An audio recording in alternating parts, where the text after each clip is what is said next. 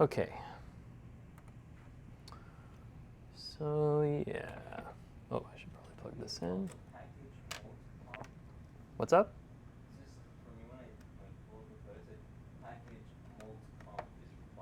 Right. Well, look at my comments right underneath that. It says if you don't have it, you have to install it. And to install it, type this. Uh-huh. Uh-huh. So if you need to install it, you just run that little line, obviously without the comment characters, just run the install packages. We'll use the multcomps. Multcomp stands for multiple comparisons, unsurprisingly. So unlike MATLAB or other things people may have used, R doesn't have everything built in, and very often, R is also open source, so very often the community will have certain packages. CAR stands for something advanced regression tools. Basically, it's additional tools on top of what R has built in. Multcomp stands for multiple comparisons. They all also have, by the way, papers associated with them. So if you look up any of those packages and you use it in papers, it'll say who to cite. Like it'll say, please cite this citation.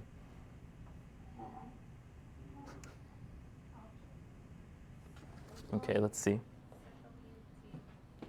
I don't know how to change the folder. You don't know how to change the folder? Okay, well, so you have to change it to where your stuff is. Where'd you download it to? Just downloaded it. So Okay, but well, you gotta remember where you download it, man. it's in download folder. Okay. So you put it in downloads. Okay, cool. Right. So what I'm gonna do is I'm gonna teach you a trick. You can click in here like that. And if you click that, you see the full path. Right. So now, oh, you have to unzip it. My dude, you gotta unzip it. I think this I don't Yeah. know is how already to on unzip the You- mean. You gotta right click on it, and you need Right. to extract. You can put it there, sure. A zip file is a compressed file. It's why I can send you two different files all in one. So this, okay. Oh my God, yes, that's fine. Okay, so let's go ahead and open with RStudio. Cool, great. And now that it is unzipped, so zipping, if you take a bunch of these files, you can zip them up into one little file and then send that to somebody. Oh. So now if I just tap in the address bar, you get the complete path for something.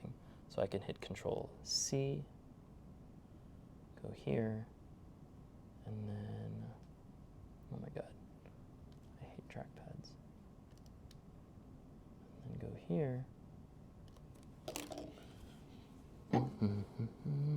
and paste it, but unfortunately, in R I need to change these to the other kind of slash.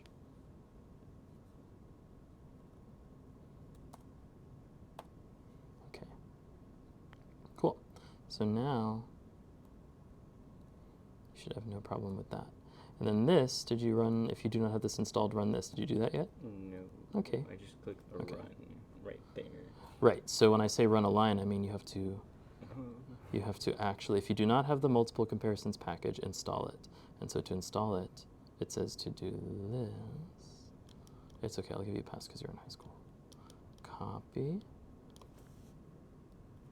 then go here. Oh, I had no and idea. Paste. Oh, okay. Yeah, because it says if you don't have it, then do this. Oh, okay.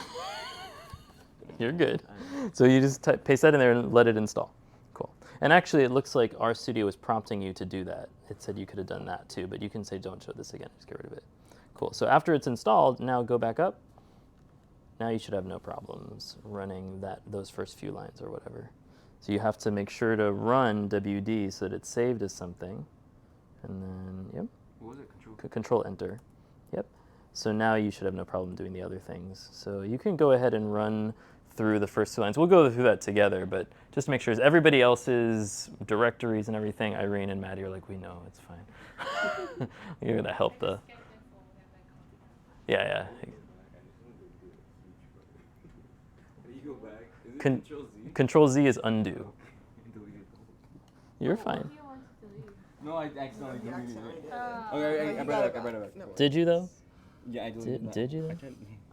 Did you though? Compare question. Okay, cool. Great. Okay, sure. Okay, so now we're starting. It's fine. By this time, Josh may get here. Okay, cool. Okay, cool. What's up? It's fine.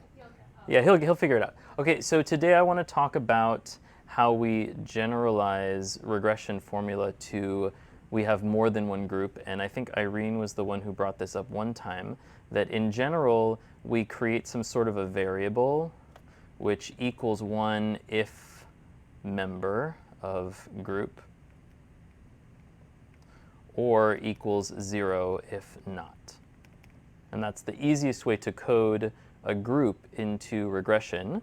And we had the example the last time where we had y equals, b0 plus b1 x1 plus b2, no, x2, sure, maybe that was time or something. And we had an interaction term, which was b3 x1 times x2, which allows us to modify the slope depending on the group membership. So let's go through these calculations together again. Let's pretend this is the group membership. So this you can have a value of 1 or a value of 0.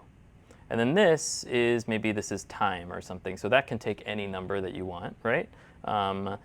Seconds, whatever, it's a continuous number. So if we are y, so what is the formula for group number 1? Well, if you're group number 1, that's maybe if you're group number 1, you get a 0, let's say, and if you're group number 2, you get a 1, right? So it's if you're group number 2, then it's a true-false sort of statement.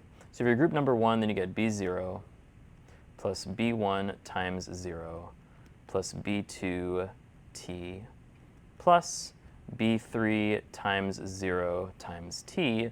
These two terms drop out, and you just end up with b0 plus b2t. That's your equation. And then if you're group number 2, then you have b0 and b1 times 1, and then b2 times t, and then b3 times 1 times t. So now if you group all the terms together, 1 second, let me just find my mouse here. If you group all the terms together, you end up with y2 is a new intercept, which is b0 plus b1, right? And a new slope, which is b2 plus b3 times t. So if you're group 1, you get this equation. And if you're group 2, you get this equation. And so this enables you to modify the intercept by a small amount, and it enables you to, or a large amount, and it enables you to modify the slope. So you can both be a different group, and that can change how flat or steep or whatever you are. And you can also change how high up or how low down you start. So with this simple variable, we're able to encode that kind of information. Cool. So now let's actually just talk about a model where we only have groups, so you can see how we can encode grouping variables into regression. And so since we can code grouping variables into regression, it enables us to code the entire problem of having multiple categories as a linear regression problem. And so this is where old school sort of style ANOVA calculations and t-tests and all that stuff you realize is the same thing as linear regression, because all we do is we code those as additional grouping variables. So let's consider a model then that has, how many groups do we want? Let's not get crazy. 4. Okay, great. So we have 4 groups. Okay, so how many new variables that are true-false statements do we need for 4 groups? Based upon what we just learned. So remember, when we had one group, we had y equals b0, and then y equals b0 plus b1 x1. That's when we had 2 groups. So we needed 1 new variable for a true-false statement. So that's the number of groups minus 1. So if we have 4 groups, how many new variables do we need? Exactly. So if we have 4 groups, we need a b2 x2. We need a b3 x3. Okay? So in these cases, we have no slopes, we have no continuous measurements. Each of these is going to either be a 0 or a 1, depending on which group we are in, right? Does that make sense? Cool. So let's calculate what those equations then are going to be for each group. So if we're group, let's call it A, B, C, D, so we don't get confused with 1, 2, 3, 4, 1, 2, all the numbers floating around. So if we're group A, then we have our B0, and we get a 0 for all the other things. So b1 times 0 plus b2 times 0 plus b3 times 0. If we are group B, and let's say group B is this x1 variable, so we get a 1 if we're in group B, and we get a 0 if we're not. So then we have b0 plus b1 times 1 plus b2 times 0 plus b3 times 0. So ultimately, this is just b0 for group 1. This is b0 plus b1 for group 2. And then if we have group C, then it's b0 plus ... This will be b1 times 0. You can kind of get the gist here, plus b3 times 0.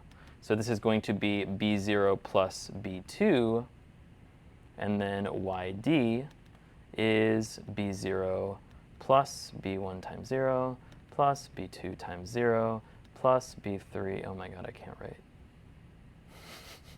times 1 is b0 plus b3. So you can see that b0 is the default value for group A, and all the other ones, this second coefficient is actually representing what the offset is. So what is the difference between group A and that particular group? Okay, so you can see this starts to become the same thing as what your t-test statistics are. This, what is B1 then? B1 is the difference between group B and group A, right? And what is B2? B2 is the difference between group C and group A. And what is B3? B3 is the difference between group D and group A. So if I did a hypothesis test where I said, does this regression coefficient equal 0, you can see how that's the same thing as a t-test. Because what this is asking is this difference between this group and this group non-zero? Right? So this is essentially the delta B minus A, this is the delta C minus A, and this is the delta D minus A. Okay? But we can, from these regression coefficients that are fitted, we can actually calculate any possible comparison between two groups that we want, right? Because all you have to do is recombine these things and add them or subtract them to get those quantities. So if you wanted to get, here, let's delete this. Whoops. So if we said,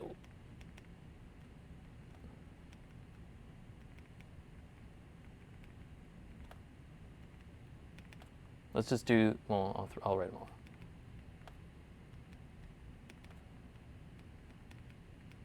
If these are the expected, and I'm going to use the term expected value. This is the actual term. I mean, obviously, I'll let you know ahead of time that these regression coefficients end up being fitted to what the group mean is for each of these groups. Right? So this is the mean of A, the mean of B, the mean of C, the mean of D, and then these are the mean differences between all those groups that we talked about before. But I like to use the term expected value. This is commonly used in statistics, and the reason is because this allows us to sort of unify all of the different types of regression if we want. An expected value is what is the prediction. So if you have a line with a slope, like a continuous line with a slope, your prediction is wherever you're predicted to be on that line. That's the expected value. If you are just a group and there's no slope and there's no line, the best prediction that I have for you is your group membership. What's the average of that group? If I don't know and I know that you're from group B and group C, my best prediction for you, my expected value for you is whatever the average of that group happens to be. That's my prediction. So expected value is what that means. And you'll often see this written in statistics as E of something. In this case, E of X or E of whatever. You'll often see that kind of a thing in statistics. But essentially, that's what expected value means. And in the case of regression, that's the prediction, right? The prediction for these, when you only have groups and you don't have slopes, and it's not a continuous value, is just something like a group average. And also it generalizes to nonlinear models. When you have a nonlinear model, the expected value might not be exactly the group average. It might be a median, or it might be some sort of exponent or something like that. And then the expected value is still whatever the regression line happens to predict your value is going to be. So if you wanted to calculate what the difference between C and B was, right, you can do that from all of these regression coefficients, right? Because all you have to do is take, let's say, what is, so let's do B minus A. So the delta of B minus A, well, that's just B0 plus B1 minus B0, right? So you can see how that just equals B1, right?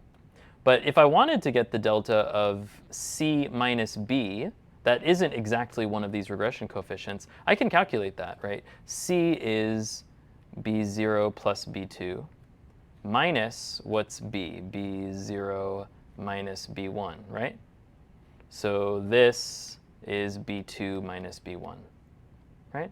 So you can always linearly combine these regression coefficients to get any possible comparison, to get all possible pairwise comparisons between this group. And this matters because when you construct what we call post hoc hypotheses later, when you construct these specific pairwise hypotheses between two groups, and this generalizes if you had two slopes between two lines, and suppose now we have a much more complicated regression formula where we have like a different slope and line for 5 groups. Right? You can expand this out and find any of those quantities that you want just by doing those linear additions and subtractions. By the way, you can do that, but as long as they're linear calculations, which is multiplying by a scalar or addition and subtraction, right? So nonlinear calculations don't generalize like that, so you can't just like, I mean, you'd have to struggle to think of what those interpretations would even mean. But if you want to look at the difference between two slopes, that's not a ratio, that's an addition or a subtraction. So those are things to think about. Additionally, I can do more complicated hypotheses. I can ask a hypothesis, what is the difference between C and the average of A and B? I can do that if I want, because that's still a linear calculation. It's still a scalar multiplication and addition subtraction. Why? Well, what's C? C is B0 plus B2 minus, what's the average of A and B? Whoops. The average of A and B is B0 plus B1 divided by 2, right? So you can calculate, this is just a scalar. So this is just B0 minus B0. So these terms are going to cancel, right? This is 2B0. So this is B0 plus, let me go down here. B0 plus B2 minus B0 over 2 minus B0 over 2 minus B1 over 2. So where's my mouse? There it is. Whoops. So this is going to be, these cancel with this. It's B2 minus B1 over 2. OK?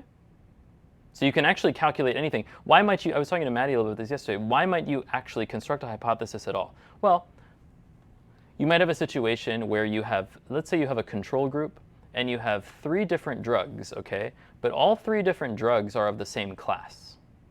You might actually want to know how different is the control group from the average of all the 3 drugs, right? That might be a hypothesis that is of interest. You might have 3 different control groups. And 1 drug class. You might look at all the differences between each control group and the difference to just the average of all the control groups, right? So there are lots of reasons why you might have a more nuanced hypothesis like that. And linear regression allows you to ask all those questions. And again, because this is just in normal line equation types of arithmetic, you can ask those questions of kind of anything. If you expanded this and it was an interaction again between this and a continuous variable, you can ask like how the slopes might change between one group and the average of 3 others. You can ask any sorts of complicated hypotheses like that.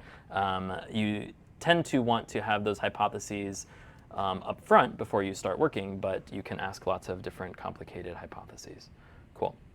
So we'll get to that later, but once we have this model, so again, this model is just B0 plus B1 x1 plus B2 x2 plus B3 x3. It's the same deal. We're going to have some sort of a matrix x, right?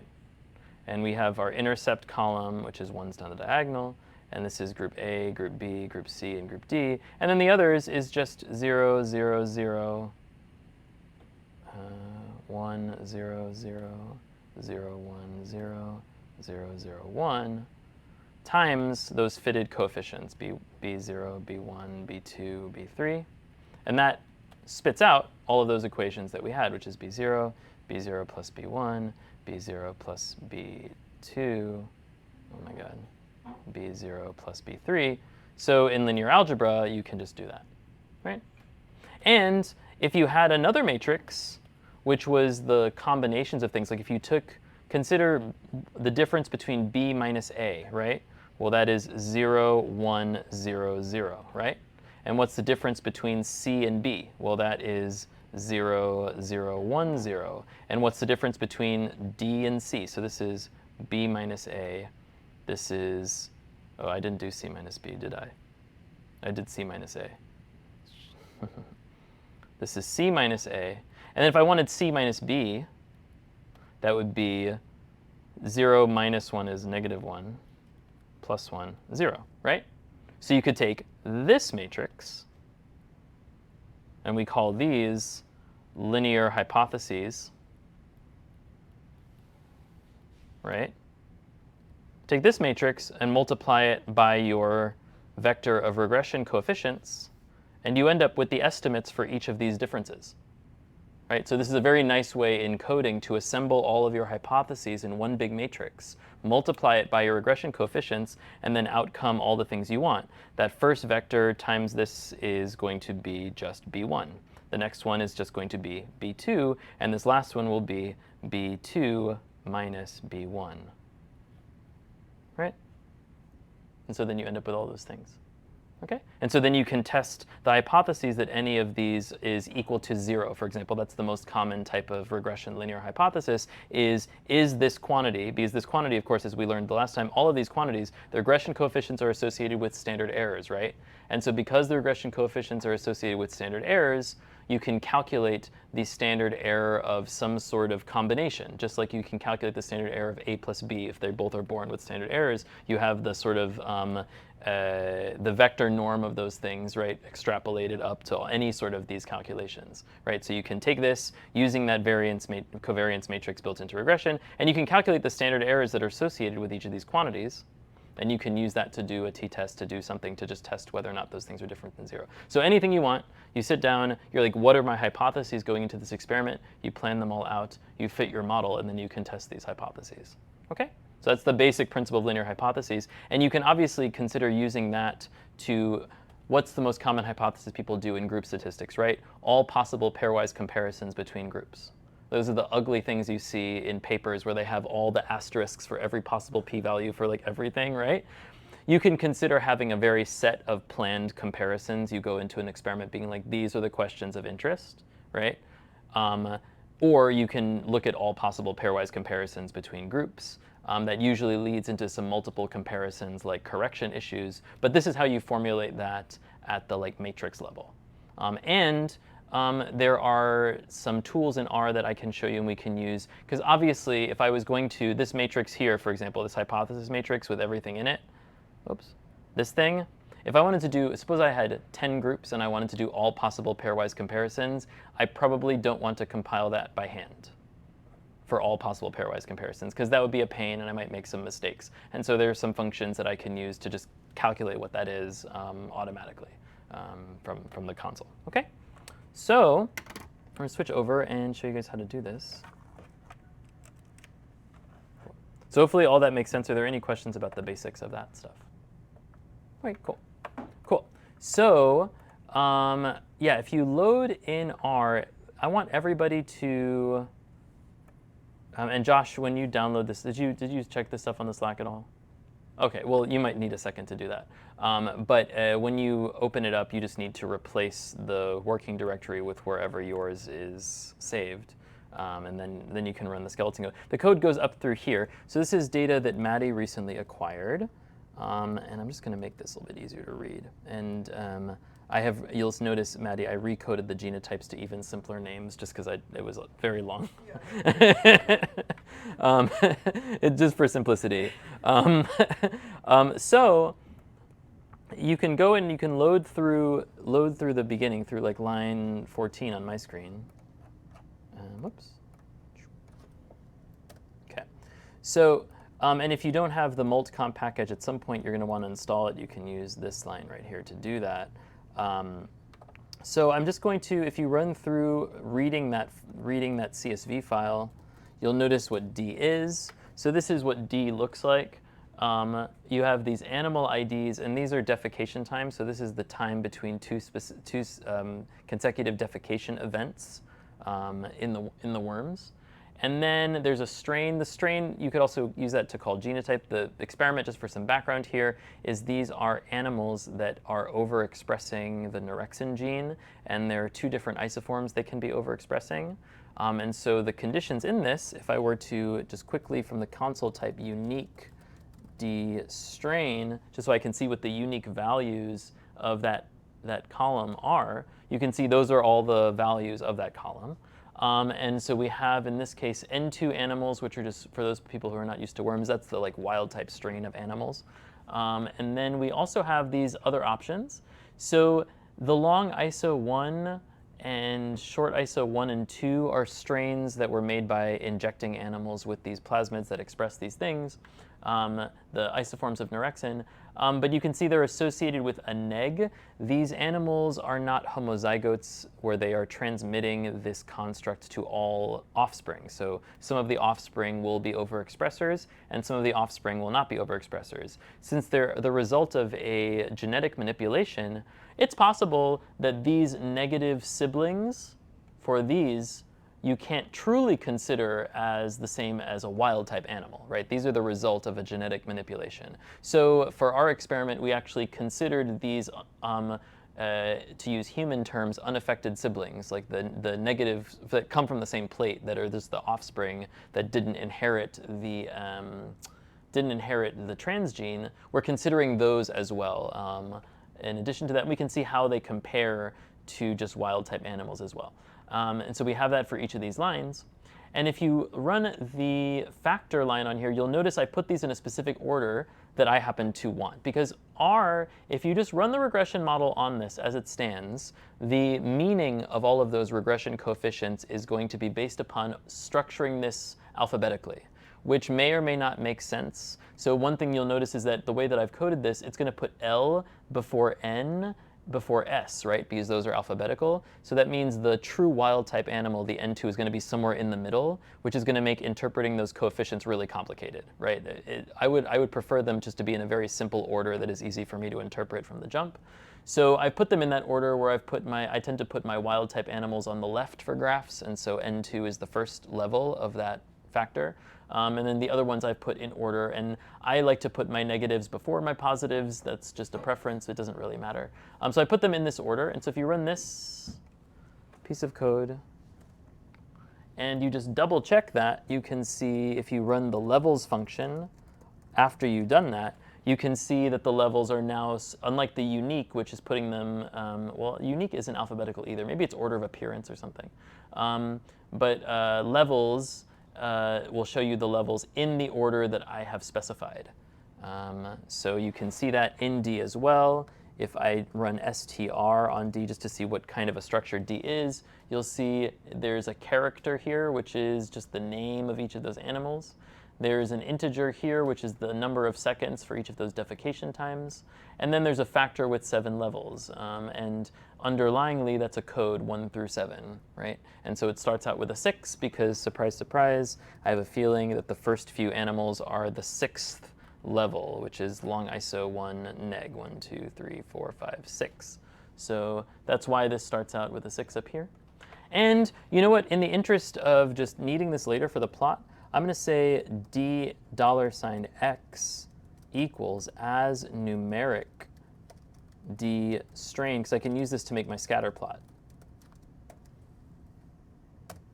Okay, so if I do that and look at what D is at the beginning, you'll now see this X value here is the underlying numeric constant that is denoting each of those levels. So it's nice for plotting, because unless I have hundreds of data points, I don't like a box plot. I like a scatter plot for these. There aren't that many. There's only 8 measurements per group. So then I can just plot simply this value against this value, and then it's easy to plot. Okay? So hopefully everybody can do that. But if you've run the factor thing, if this were not a factor, but a string or character vector, then you wouldn't be able to do this as numeric line, which basically just unfactors it and makes it into a number. Okay? Great. So now it's relatively easy. This is something we've done before. This is a relatively easy model to fit. So all we have to do, let's call it MDL equals LM, and this is called a defecation cycle as a function of strain where the data come from D. That's how we read that in English, right? Cool. Okay, and that is fitted very efficiently. And if I just inspect the model, if I just type MDL and look at it, you can see what the formula call was, and then you can see the value of each of those coefficients. So this is the B0, the B1, the B2, the B3, the B4, the B5, the B6. We have 7 groups, so therefore we need n minus 1, 6 variables to denote the true falses for each group, right? So there are 6 coefficients and 1 intercept. And so if you are the wild type, which is that n2, you get a 0 for all the other coefficients. So that means the intercept represents the expected value for the wild types, the n2, because that's the first level. And if I hadn't run that factor function up here, and I allowed R just to pick its first level based on alphabetization, it would be which one of these came first, which would make these a little bit more challenging to interpret. Okay? What's up? Did you spell it right? And then there's a capital C in the middle.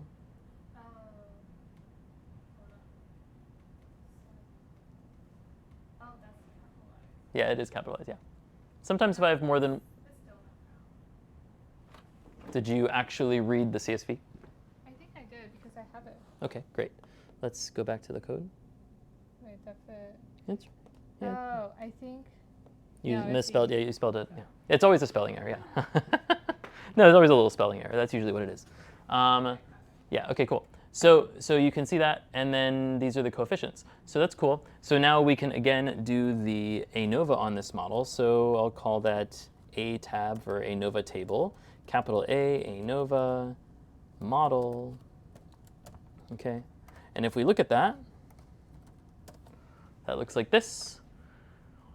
So again, what is the ANOVA doing? The ANOVA calculates what the boost in power in observed minus predicted is in a null model where we have no predictors at all. We're just comparing to the mean of everything. That's the null hypothesis. Versus a model where we have a coefficient for each group.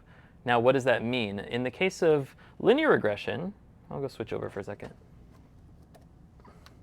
In the case of, excuse me, this is all linear regression, but in the case of like a, oops.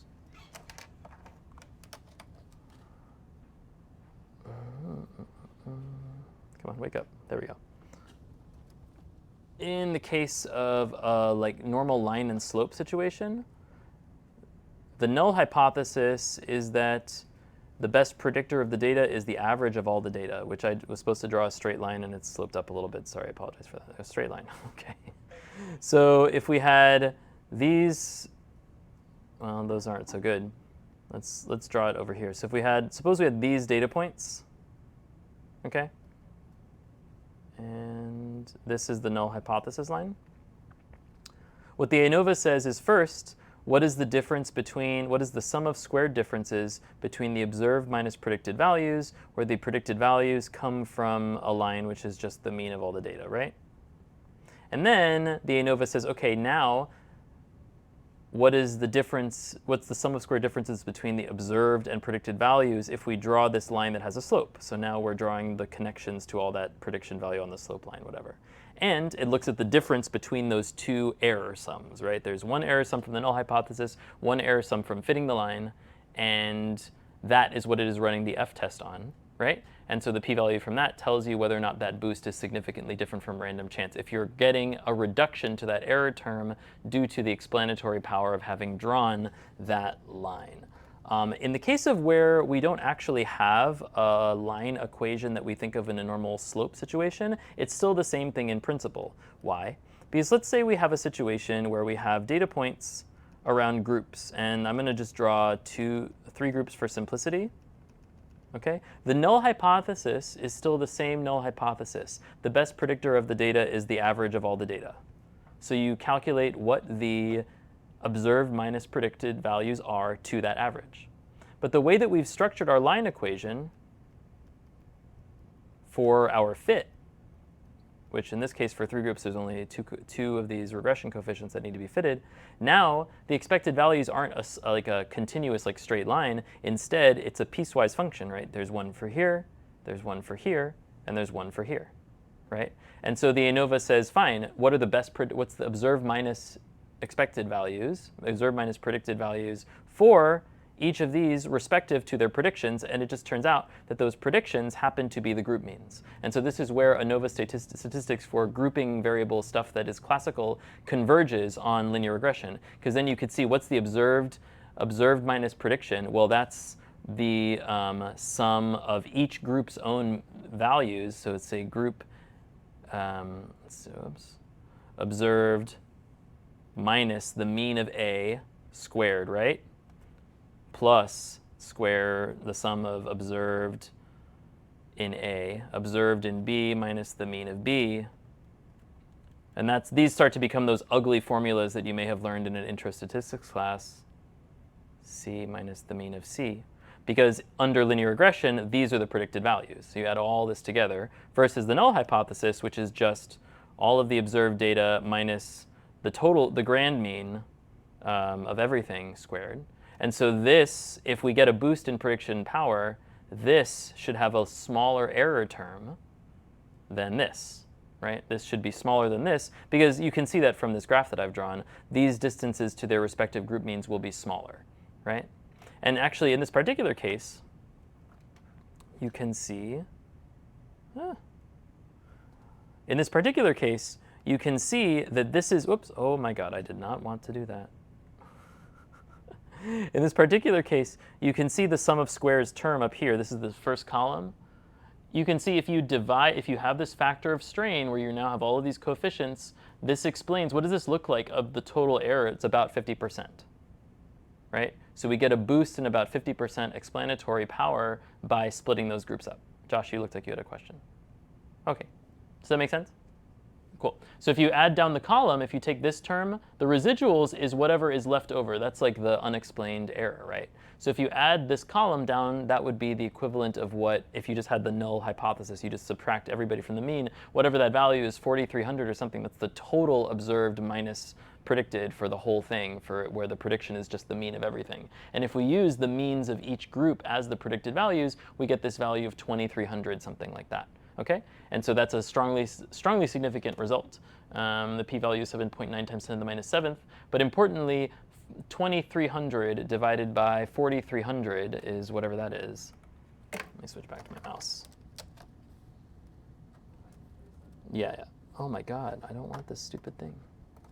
2,300 divided by 2,300 plus 2010 is 0.53. So that is the R squared for this particular model. So this says that 53% of the variance can be explained by using the individual group means to predict the values, right? This is the same thing, by the way, as what R squared would mean for an equation of like a straight continuous line, which is that 53% of the variance can be explained by fitting the line, right? So it's the same meaning, it's the same concept, just translated to a situation where we only have categories. So it's the same idea. Cool. So you can calculate that explicitly. I'm going to go ahead and add a column in because I like having that term in there. I'm going to say a tab $, and I call it PVE usually for partial variance explained is the a tab $, and then there's this first one, this sum squared thing, but it has to be in stupid, ugly accent marks divided by the sum of that column. So I just use the tab complete for that. Okay, and you can just add that in. And then that's just a new column over here, where 53% of the variance is explained by splitting everything up by strain, and then 46% of the variance remains unexplained. So those are all the data points that are off the means for each group, and we don't have an explanation as to why those data points aren't exactly on the mean. Why are the individual animals not exact clones of each other? We don't know. There could be a number of things you can imagine because these models can handle continuous measurements. What if you had something else, like each animal's average speed, each animal's this, each animal's that? You can start to add in these predictors into the model to get better prediction. At some point, though, you may have learned of terms from machine learning called overfitting, where you have too many predictors, and then you lose robustness in the model to predict new data. But you can obviously do your best to try to explain away this remaining 46%, which we don't have explained. Cool. Great. So this is a measure of effect size. This is one of the measures of effect size you can use where you're saying this model predicts 53% of the data, which is again by splitting things up. Now ultimately, when you come to group statistics, where there's no slopes, there's nothing like that to report, you're just going to report what the group averages are and maybe what the differences between different groups are.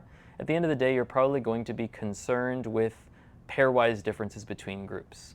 That's the sort of boring hypotheses, but they are the necessary ones typically, which is what is the difference between group B and A? What is the difference between group C and A? So then you might ask, why would we fit this model in the first place when we are just going to do that anyway? And there are some reasons for that. One, using linear regression and ANOVA instead of just doing a bunch of pairwise tests from the jump helps to control what's called the type 1 error rate. So if you have 20 comparisons between two things, okay, if the significance criterion is 0.05, that's 20%. That means that at chance level, you'll discover 1 in 20 things that is a false positive, right? So that as the more tests that you do, the more pairwise comparisons that you do, the higher the probability of you encountering a false positive. So to control the false positive rate, we can run this first because an ANOVA or a linear fit with this particular f-test and statistic, you can see this is exactly one test, right? We're doing one test, and we're using that one test to determine whether or not there is any boost of information that is gained by splitting things up into groups at all versus not. And because we're only doing one test, we have a low probability that if we have a positive result there, that we have a false positive result. And then after we do that, the tendency in what researchers do is to then go in and, emboldened by the knowledge that we have a significant result that is unlikely to be a false positive, to then look at the pairwise tests and see which pairwise tests may be what is driving this particular positive result. And so that tends to help control the number of false positives that you find. So that's the method, that's the idea. So if I had 100 coefficients of this model and 1 million data points and we had all sorts of stuff in there, I would run one ANOVA on the whole thing that would suggest whether or not there was any sort of positive result in the data whatsoever before I even started doing those tests. Because Maddie asked me this question the other day, is it possible that without doing this ANOVA, is it possible to get a not significant value for the ANOVA and a significant value for one of the pairwise tests in your suite of pairwise tests? And it is. It completely is, right? Now it is likely that whatever that pairwise test that is significant is fairly low in magnitude, right? Whatever that difference between two groups is probably not a huge difference, because if it was a huge difference, it probably would drive a significant effect in the ANOVA. But it would be easy to find a slight significant difference between two groups at the 0.05 level, where the ANOVA, considering the whole sum of total of all of the data, decided that there wasn't enough evidence there to suggest that there was a difference between groups. So it is a useful method to help control something that you might find that is truly at sort of the chance level of false positives. So that's sort of the soapbox on that. But ultimately, what you're going to want to do is, and so I'm just going to go ahead and, if you want to output this, you can include this write CSV line. This is nice, you can do that. I'll include this in the thing, but if you write CSV, you feed it that and give it a file name, now you have that here in a little table, which you can use for your own records or for when you need to get those values later, and Excel is struggling to open. Okay, come on, Excel. Come on. Then you have all the values, in there, and they're not rounded off or anything like that. Oh my God, oh no. I'll do that later. I have to use my special Russian hacking tool to keep my Microsoft Office valid, and it's okay.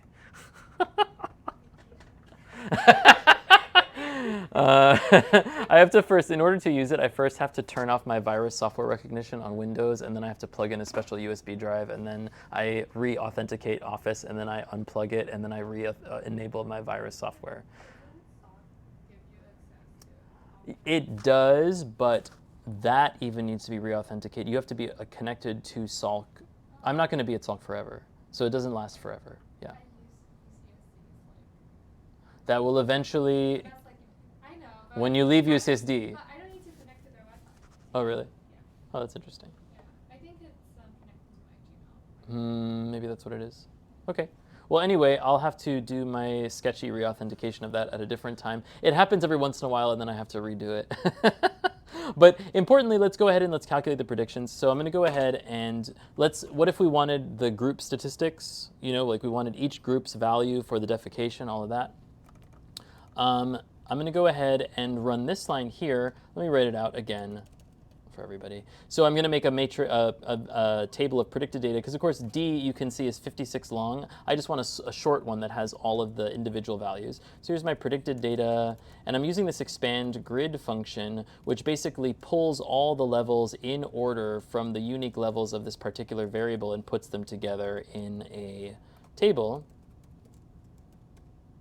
So you can see like this. So this gives me a data frame that I can now start storing new columns to, that has each particular group, and you can see they're also listed in order of the factors, and so that's why I like this function for this purpose. I could have just said unique or levels or something like that, or done it differently, but what is nice is that if I have, so suppose I had 2 different time points, so I had time equals C12, don't do this, but if I had this, what expand grid will do is it will make all of these. It'll have each group at time 1 and then each group at time 2. So it's a really nice function for quickly making a summary table for reporting that has like all the possible like combinations of like multiple variables. So that's why it's a nice function for that. So like if I had different predicted values at like I had a few different time points, I wanted it to pull that, like I wanted to use that to draw my line for my plot or whatever, I could do that, and then I would have all those values ready to go.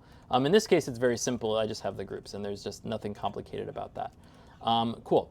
So then I can either use the predict function, but just to hone this in, let's go ahead and calculate it each one. So in order to actually calculate the predicted values, I need that actual matrix that's used for fitting and multiplying by the coefficients. I'm going to call that x and use the model matrix function, which is model matrix. No, there's no y object, but just the tilde sign and strain, and then where the data come from, predicted data.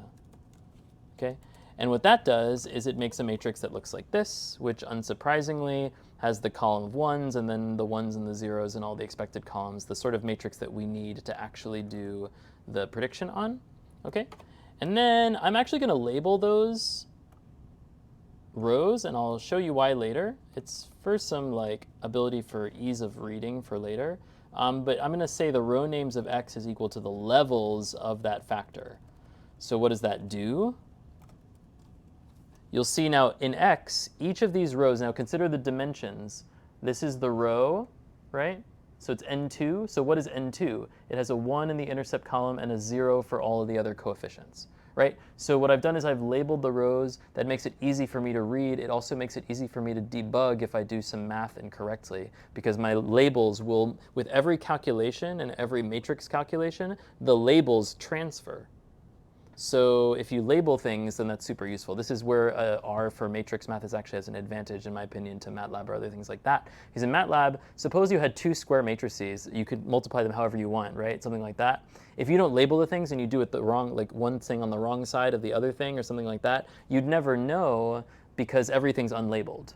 Whereas with R, you'll know by the correct orientation of the matrix math, the labels that are supposed to be there will move over to the next matrix. Like your outer dimensions will move as the labels to the new outer dimensions and so on and so forth. So by labeling it, it helps you debug things, I think.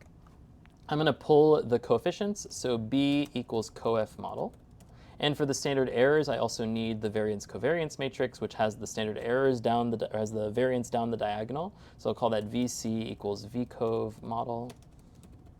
Run both of those.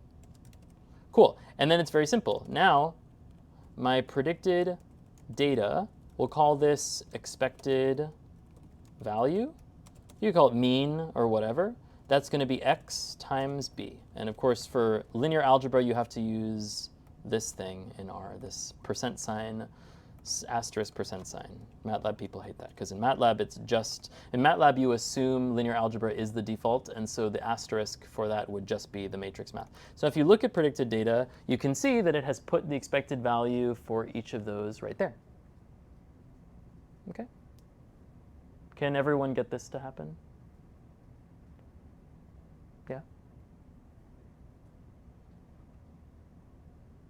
Hopefully. If you have any issues, then let me know. So now we also want the standard errors for each of those. That might be nice for error bars for your graph. And this is also going to highlight something which is a drawback to linear regression and potentially highlights whether or not something violates the assumptions of linear regression. I'm going to call it SE. Okay, so let's think about this. How do we calculate the standard errors? Well, it's x times VC times transpose x. It's that ugly thing, but it enables us to get the right matrix. So let's look at this. Let's look at this individually before you guys do it. I want to show you what each of these things does. So here's VC. Okay, VC is a matrix that has the most important thing about VC is that it has the variance of the error for each of these regressions down the diagonal. Okay, so the square root of that is the standard error. The off-diagonal terms are the covariance terms. I'm not going to discuss those today, so don't worry about the off-diagonal terms for today. It's a sort of a complicated topic for regression statistics, so I'll talk about it next time maybe. But if I take this, so what are the dimensions of x? This is where the labels come in super handy. So if I look at VC, you don't have to type this, but I'm just going to do the first like 5 rows and columns since there are a lot. VC is a square matrix where it has rows and columns that match. So if I were to go over here real quick, just to show you. Suppose I have group A, or no, rather, I have coefficient B0. Oh my God, it's hard without my stupid pen thing. I have my coefficient B0, B1, let's just do 3 of them. B0, B1, B2.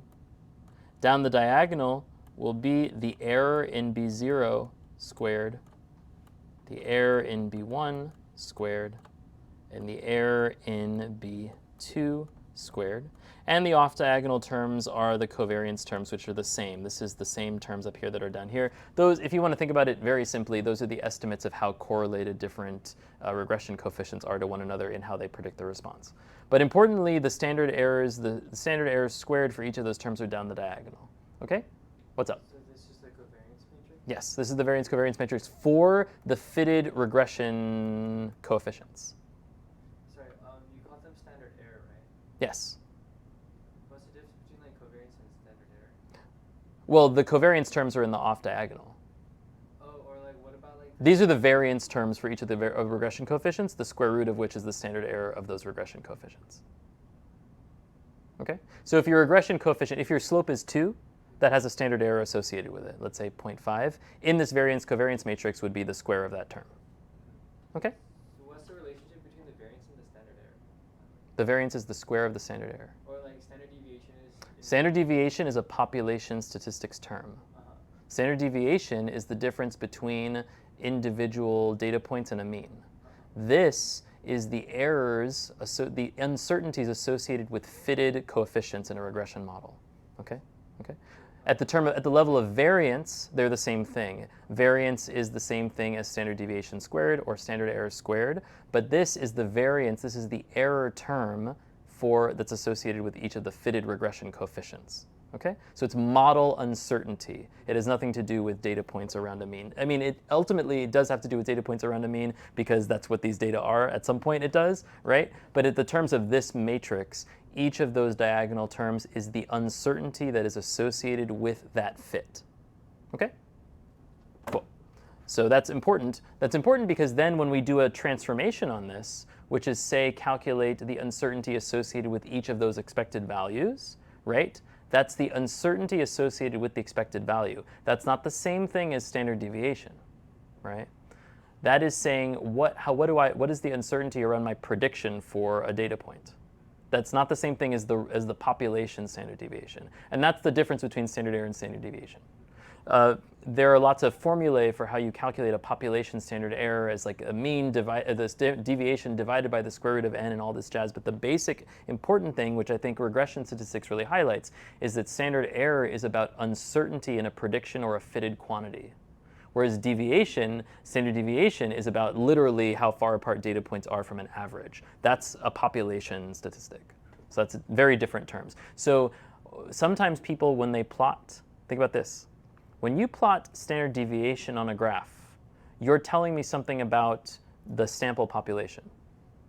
So if you put a mean and like little error bars that are meant to describe standard deviation, you're telling me about the population statistics. How far on average are data points away from a mean?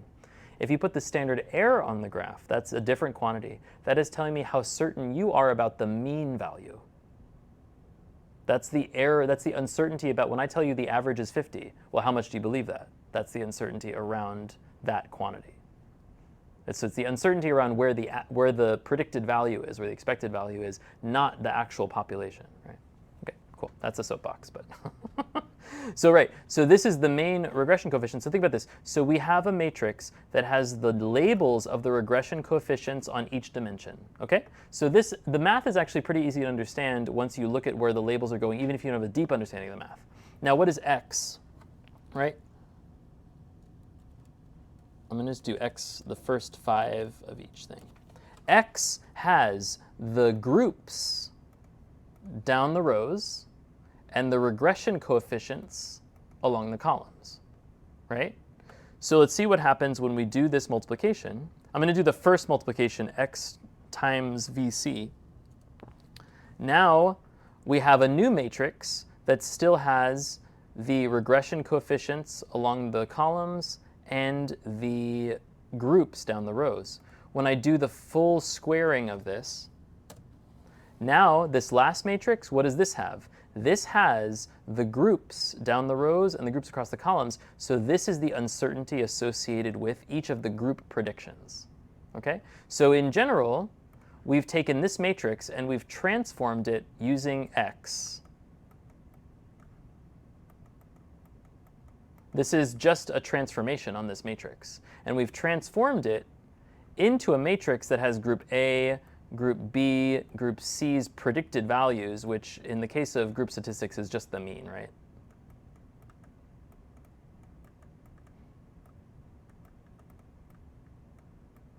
And then we're going to have the error or the uncertainty associated with each of those predicted values down the diagonal. Okay? So all we've done is that transformation. So when you look at your row and column labels, that's how you know that you've done that correctly in R. Because if you have something weird on the column, if there's still the coefficients or something else, then you haven't done that transformation correctly. Okay?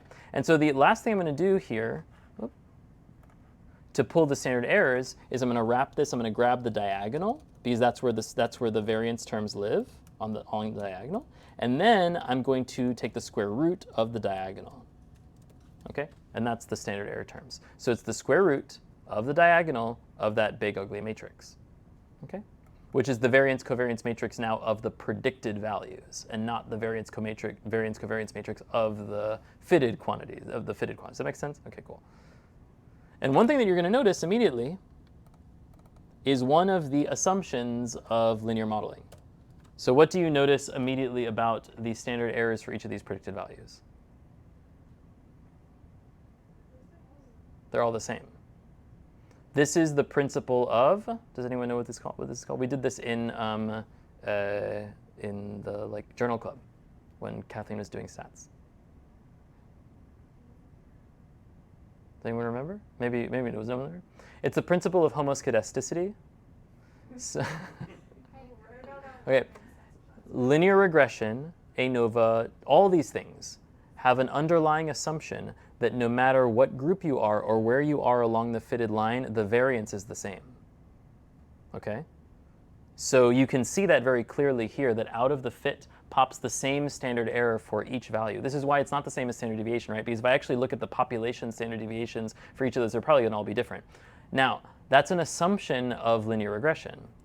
Whether or not that is a reasonable assumption is a big question. So you can see if you violate that assumption, if depending on where you are, the variance is actually widely different and the error terms should be widely different, regression modeling cannot handle that. The mathematics of this is always going to spit out for these predicted values the same for each group, or if we were on a line, depending on where we are along the line, we'd have the same width of the error bars above and below the line. So that's an issue with linear regression modeling, is that if you violate that assumption, then your model may be fitted poorly, right? Because if it actually is the case that, suppose we're on a line, and if you're late in time, the variance is a lot wider than if you're early in time. how good are our model predictions out there if we actually predict that it should be symmetrical or equivalent above or below the line, right? So if you violate those assumptions, there are lots of things you can do. You can do different kinds of fits. You can use non-parametric tests. There are like all sorts of other things that you can do instead. But potentially your fit is not very good. It doesn't necessarily mean, people sometimes get up in arms like, oh, you can't do ANOVA if you violate.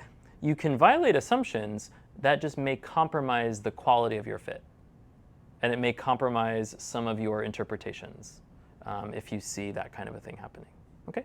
So you can see very clearly from this that the math of this expects that the standard error for each of these values is the same regardless of the value, but that might not be true to real life.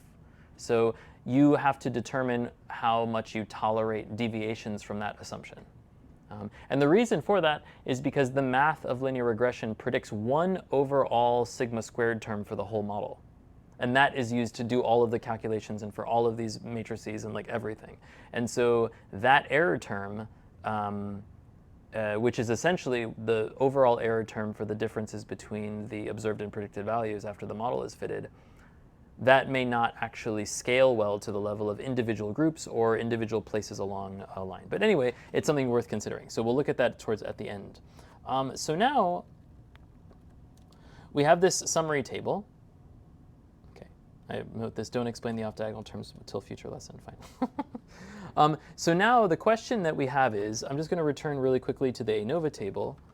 You can see that we have some sort of significant effect of strain on this model. So the ANOVA table would lead us to believe that splitting things up into groups gives us better prediction of the data than if we didn't split them up into groups. So that implies that there are some groups that may be driving this, or maybe all of them are. Maybe every possible comparison between groups is different. Maybe all the groups are all in different places, right? So we might want to know that. If you look at the coefficients, you can kind of guess already what's going on. One of these coefficients, this particular one, which remember each coefficient is representing the offset from the intercept, right? You can see one of these coefficients is a lot larger than all the others. So you can see that it is likely that this strain, this short ISO number 1, is probably driving the effect, but we might want to put a finer point on that. So what you might want to do is you might want to calculate pairwise differences between groups, right? So the easiest way to do that is to do a little bit more matrix math. And so in the last few minutes here, sorry, today's a very linear algebra heavy day. Oh no, I know I have to do it. I have to skip for now. Okay, I'll do it now. I'll do it later. Okay. So here's an example. I know. Let me Slack you guys this matrix. Actually, I'm just going to explain it and then show you the shortcut and how to calculate it. That's the easiest thing. Why can't I get my... it doesn't let me do anything. Okay. So here's the difference between short ISO. Here, I'll just actually read it in and show you what it looks like in here. Great. In order to calculate comparisons, what I do is I make a matrix, okay? And I'm going to label the rows. And again, all of these matrices, we're going to do the same thing over and over again. We're going to make a matrix of the calculations or the quantities that we want to extract. And then we can get the standard errors from that just by using that to transform that variance-covariance matrix to give us the standard errors of the quantities we care about along the diagonal. So in this case, I have the short ISO number 1. I'm just showing you some examples. Let's say I care about this comparison. And each of these rows I'm going to call a linear hypothesis. So hypothesis number 1 is what is the quantity that is the difference between this group and N2, which is my basic wild type. And in this case, short ISO number 2 minus N2, okay? And in this case, long ISO 1 minus N2, right?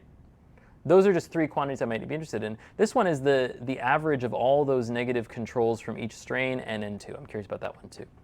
How do I do this? To set this matrix up, what I do is I have a matrix of 1s and 0s primarily. And if this is N2, here's -1. And here's short ISO number 1, here's +1. It's going to be this thing minus this thing, right? So let me show you what that looks like in terms of math real quick.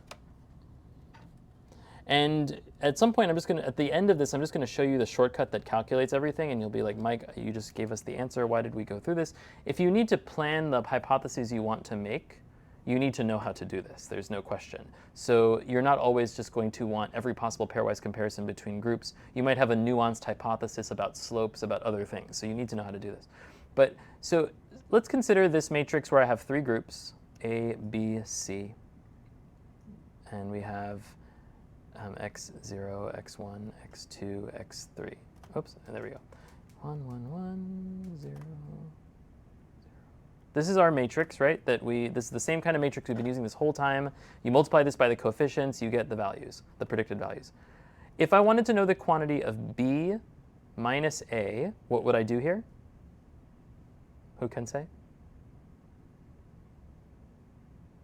If I wanted to, what is this going to give me? If I have my B0, B1, B2, this is going to give me the expected value of A, the expected value for B, and the expected value for C. That's cool. But what if I wanted to know what is the difference between B and A? That's this minus this, right? So if I wanted that in this matrix, how would I use that to do this transformation on these things? Right, which is what operation on this matrix, on X? Like, how would you generalize that, what you just said? 0, 1, 0 is correct. How did you get to that number? You just subtract the rows, right? So if I want B minus A, I literally take this row vector and I subtract this one, right? So whatever your hypotheses are going to be linear combinations between the rows, okay? This is a very, very important point. When you assemble these, think about what X is, set up with all your groups and all your things. Any hypotheses you want are just additions and subtractions between those rows, right? So B minus A is just that minus that, which is 0, 1, 0. If you wanted C minus A, you take 1 minus 1 is 0, and 0 minus 0 is 0, and 1 minus 1 is 1. C minus A. And if you wanted C minus B, you subtract this row minus this row, right? And so that would be 0 and minus 1 and 1, right? So any of those rows that you want, you can do that. So if you want to set this up easily, because you can imagine that this is going to be difficult to calculate in R like easily by hand, what I do is you can set this up in Excel. Okay, and here's A, B, and C. Everybody gets either a 0 or a plus 1 or minus 1 depending on what you want to do. So B minus A, minus 1, 1, 0. And C minus A, that's going to be 0, oops, my bad, minus 1, 0, 1. And then C minus B, 0, minus 1, 1, right? If you take this, consider what these row dimensions are, and you multiply this, consider where the labels are going.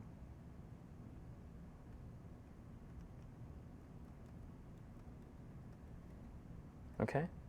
If you take this and you multiply it by this matrix, you will find that this times this. Now, even if you were like, oh man, Mike, this math is making my brain go crazy, think about what the output matrix is going to be. The output matrix is going to have this along the columns and this along the rows, right? So that is going to be the transformation of these regression variables in terms of the quantities that you want. Okay, does that make sense? And you can prove it to yourself. If I take this vector and I multiply this matrix by this vector, it ends up giving you the row vector, which is this row minus this row. Okay, so this is an easy way to set that up ahead of time. And in this case, I have done that already.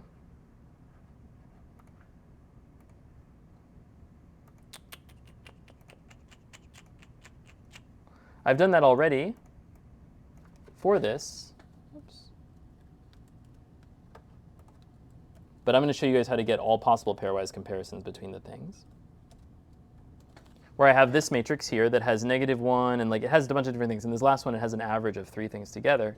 If I take this and I multiply it by X, I get this matrix that has my comparisons that I want to make, and the respective columns that correspond to the coefficients. And then I can take this one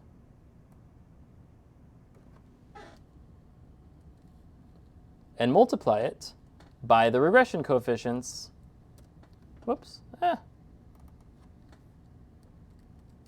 To get the expected values for each of those things. Okay? So what we're going to do real quick in the last couple minutes is we are going to calculate that for all possible pairwise comparisons. So, let me do that right here. All possible pairwise comparisons.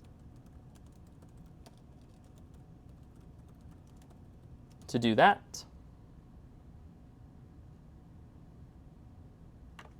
I am going to first use this contra-mat function. So I'm going to call this comparisons equals contra-mat. And I have to give it a vector that has all of the groups in it. So I'll send you guys this code or whatever. Oops, what is it called? Okay. A Tukey matrix is a matrix that does this for all possible comparisons between groups. So if you do this, you see it creates this big, ugly matrix that has every possible comparison between all the groups. And there are 7 total groups, so that is whatever that combinatorics is. It's 21 things, I think. Okay, and you can see this one is this one minus this one, and there's negative 1s and 1s and 0s throughout the whole thing. Okay, so then if I want to do those comparisons, it's pretty straightforward. X equals comparisons times X. Okay, so now I have a matrix that has all of my comparisons down the rows and the respective regression coefficients, right? So then, if I want to get what those expected values are, I can do comparisons times X times B. And if I do that, I have all the values for all those coefficients. So linear algebra makes this very, very easy to do this. Okay?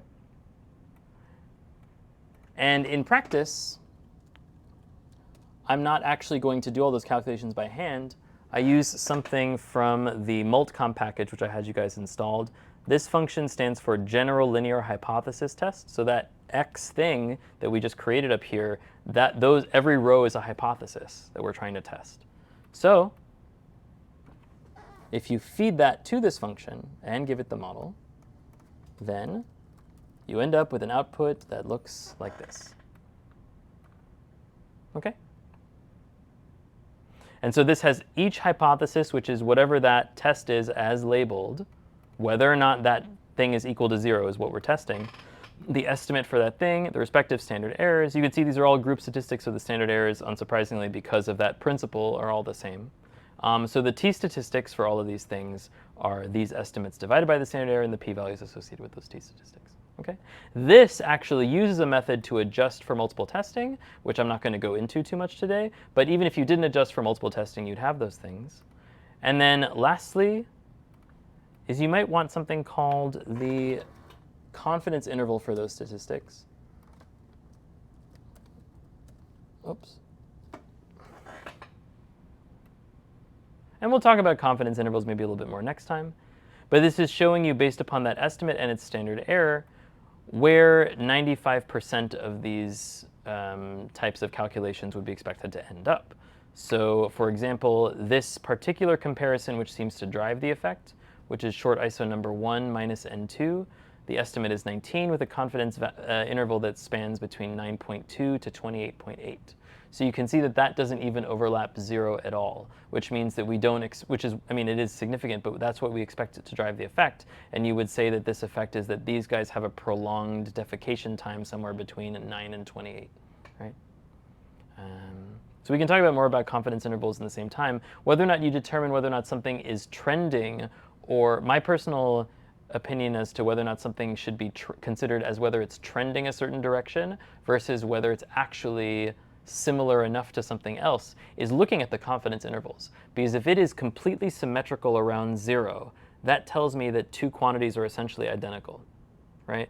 A minus B has an average of 0, basically, with like an equal amount of error on either side, which is a little bit different from another one of these, which is, I believe, this short iso 2 minus n2, which actually is asymmetrical and kind of sticks out into the positive range. And if you look at the data later, you can kind of see some of those data points are kind of starting to trickle up into the higher end of the distribution. It's a little bit different from something like this one, which is the long iso number 1 minus n2. That has an expected value of negative 0.37, but look at the confidence interval, it's essentially symmetrical around 0. So the interpretation from that is that those two things are likely to be essentially equivalent, right? Because the error around that estimate is just straddling 0. Okay, cool. I think that's probably all we're going to do today. And I will go ahead and send you a cleaned up version of this for you to have. Cool. Are there any questions about stuff? Okay, cool. Thanks, guys. Thanks, Mike. Yeah.